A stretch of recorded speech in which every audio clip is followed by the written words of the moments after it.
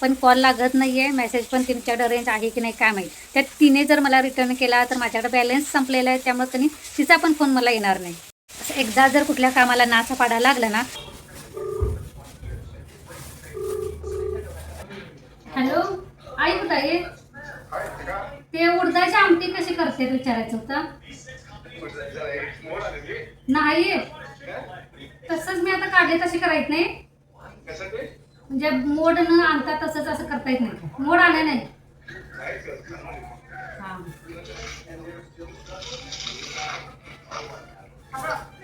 ना, उडदाची ती मोड आणूनच करायला लागते आमटी. हा हा हा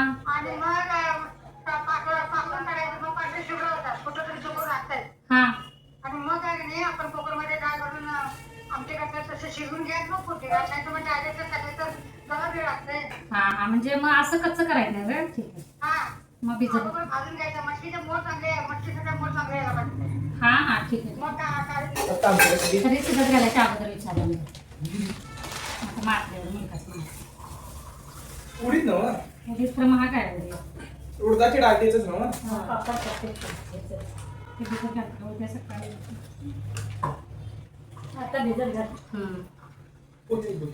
ती म्हण आहे बघा, नकट्याच्या लग्नाला 12 इग्न. तसंच आज काहीसं माझ्यासोबत घडत होतं. एक तर काल खूप लांब प्रवास झाला. काल आम्ही 5:30च्या दरम्यान घरातून बाहेर पडलो असेल. कार्यक्रमाच्या ठिकाणी पोहोचायला 8, 8:15 झाले. त्यानंतर 9:30, पावणे 10च्या दरम्यान तिथून लगेच बाहेर पडलो. रात्री 12:30, पावणे 1 वाजता घरी पोहोचलो.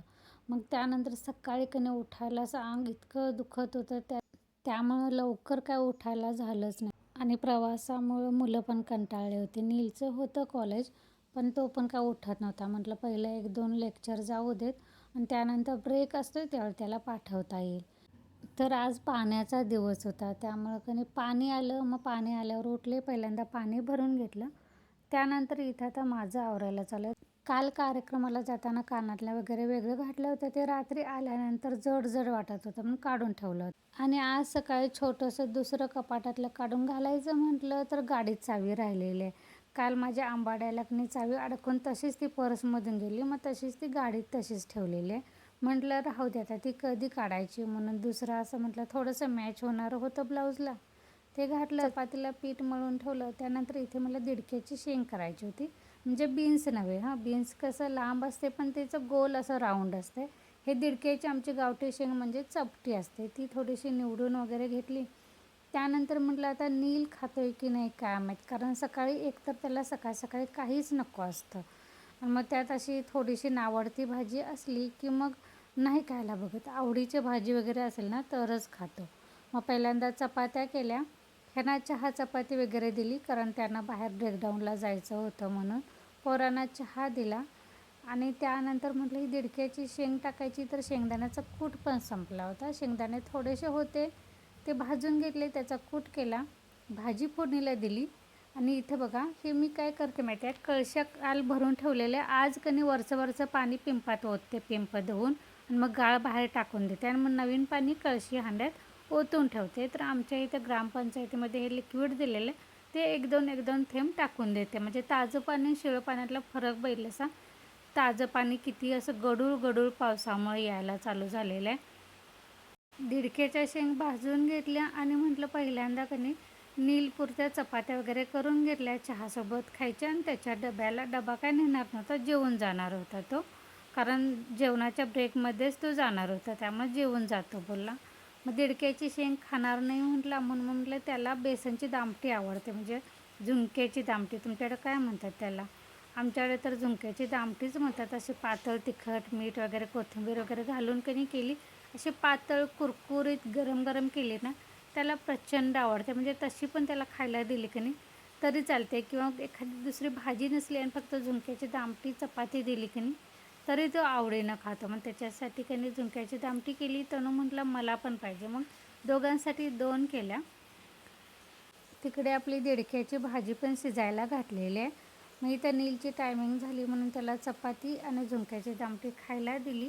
इथे या कॉटनच्या साड्यांचा प्रॉब्लेम काय होते माहिती आहे, एखादी जरी अशी वेगळी थोडीशी अशी डिझाईनची बांगडी वगैरे घातलं ना, त्यात ते असे धागे अडकतात आणि एक जरी धागा अडकला ना पूर्ण असं काटकनी गोळा होतात. ही कॉटनची प्युअर कॉटनची साडी आहे, पण ह्याला कनी हाच प्रॉब्लेम होतो आहे. पण आता ठेवून काय करायचं म्हणून मी ठरवलेलं आहे, तुम्हाला मागेच सांगितलं तर कपाटात ज्या साड्या थोड्या थोड्या दिवस घालायच्या आणि मग धोपटी वगैरे शिवून टाकायचे. तर असं करायचं. ह्यासाठी आता या साड्या ठेवून देण्यापेक्षा मी घालते.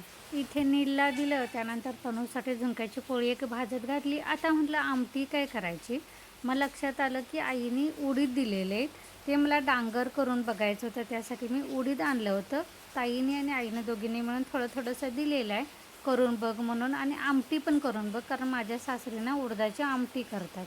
पण मी इथं नाही करत कधी, कारण ती थोडीशी कणीशी मी केली की अशी थोडीशी बिळबट होते. आणि माझ्या नवऱ्याला कसं दूध साय रोज सकाळ संध्याकाळ जेवणासोबत लागतंच. मग भेंडी म्हणा किंवा हे उडीद म्हणा शक्यतो खायला बघत नाहीत.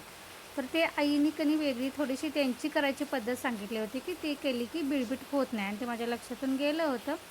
पण तरी पण म्हटलं ठीक आहे, आता कणी ते उडीद आहे ते शिल्लक माझ्याकडे, आणि ते आमट्या वगैरे अशा कशा वरणे म्हणा उडीद म्हणा हे पावसाळ्यातच कणी चांगलं लागतं चवीला, उन्हाळ्यात नाही आमट्या चांगल्या लागत. तर ते ठेवू नये, तर म्हटलं थोडी त्याची एकदा आता आमटी करून बघायची असं मनात ठरवलं. इथं सकाळी थोडेसे शेंगदाणे होते ते भाजून त्याचा कूट करून थोडासा बीन्समध्ये ते दिडक्याच्या शेंगामध्ये घातलेला. थोडंसं उरलेलं लगेच मुंग्या येतील म्हणून प्लॅस्टिकच्या डब्यामध्ये भरून ठेवलं. आणि मग ठरवलं आता ह्या उडदाचं कणी कुकरला शिजायला घालायचं. आणि अचानक मनात आलं एकदा विचारून बघूया म्हटलं, आता माझ्या लक्षातून गेलेलं आहे आणि चुकून काहीतरी झालं तर असं अचानक मनात आलं म्हणून म्हटलं तनूला फोन लावून दे. आईनं विचारलं तर त्या म्हणाले असं कच्चं नाही करायचं, मोड आणायची मटकीची आणि मटकीचं आणते त्यानंतर मग करायचं. मग म्हटलं बरं झालं, एक वेळ मी कुकरला लावल्यानंतर परत फक्त फोडणी कशी टाकायची किंवा साहित्य काय टाकायचं हे विचारायलासाठी फोन केला असं ना. ह्या उडीद एकतर शिजलं नसतं किंवा काहीतरी त्याला मात्र सगळं झालं असं टाकून द्यायला लागलं असतं. म्हटलं अगोदर फोन केला म्हणून बरं झालं. मग त्यानंतर म्हटलं आता अख्खा मसूरची आमटी करायची. ती पण थोडंसं अर्धा तास मसूर भिजत घातली, म्हणजे कसं डायरेक्ट फोडणीला टाकली की नाही चांगलं होते अशी कचकची तिखट अशी केली की. आणि त्यासोबत मग उडीद पण भिजत घातले. म्हटलं उद्या सकाळी मोड आले तर उद्या सकाळी आमटी करता येईल. त्यानंतर ठरवलं की आज माझा आता कुंचन सेवेचा आहे मंगळवार, तर माझ्या मैत्रिणीला पण करायचे, पण तिला माझं बघितल्यानंतर मी तिला व्हिडिओ सेंड करणार आणि ते बघून ती करायचं असं आमचं ठरलेलं होतं. म्हटलं तर सकाळपासून काय कालच्या प्रवासानं मला ती सकाळी अगोदर ठरवलं होतं की लवकरच करायचं, पण ते काय घडलं नाही. म्हटलं आता थोडीफार कामं झालेली, आता पूजा करायचं, त्याला व्हिडिओ करायचा आणि त्यानंतर मग ती पूजा करेल. असा पाऊस मगापासून पडायला लागला, एक तर रात्रीपासून तसंच आहे, पण आता कधी एकदमच फास्ट आला.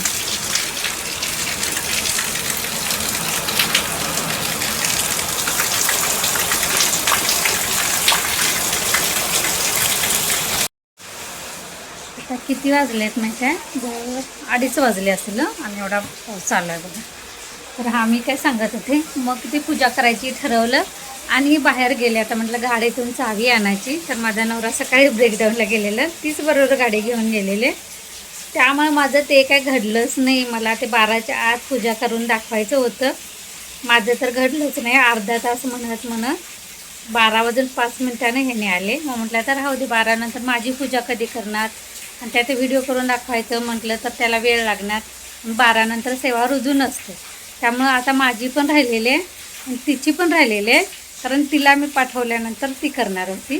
त्यामुळे आता 4 नंतर मी करेन, 6च्या दरम्यान, आणि त्यानंतर मग तिला पाठवेन. आणि तिला पण मी मेसेज केलेला आहे, कॉल करायला बघते, पण तिला कॉल पण लागणं झाला आहे की असं असं माझं झालेलं आहे आणि मी संध्याकाळी पूजा करून मग तुला दाखवते हे सांगण्यासाठी.